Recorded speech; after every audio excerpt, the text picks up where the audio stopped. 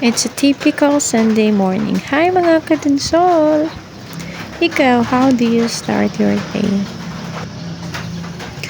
Ganda ng panahon, no? Tapos ang ganda pa ng munisipyo natin.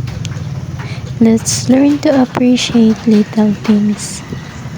Di naman lahat ng araw puro laban.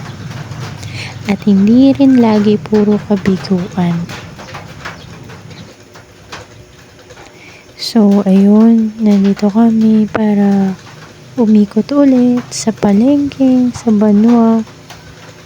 So, ayan, makikita mo, konti lang ang tao nga nasa Banwa kasi siguro marami sa ating mga kababayan nagbabudget talaga, kaya konti lang ang nasa palengke. So, ayan, makikita natin, ito talagang bridge na to. It always amazes me. Napakaganda ng bridge na to. Sobrang ganda ng tanawin. Yung perfect bridge. That's how I describe it. Tapos, eto, tingnan nyo, oh. Isa to sa pinakamagandang lugar dito sa Dunsol na kahit dadaan ka lang pero mareremind ka na how blessed you are, na tingnan mo, libre sa atin ang magagandang tanawin, libre ang fresh air, libre ang dagat.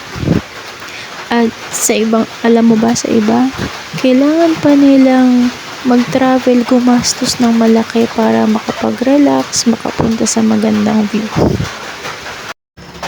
Sa aton, mutawid ka sa ng kalsada o yaan na ang dagat.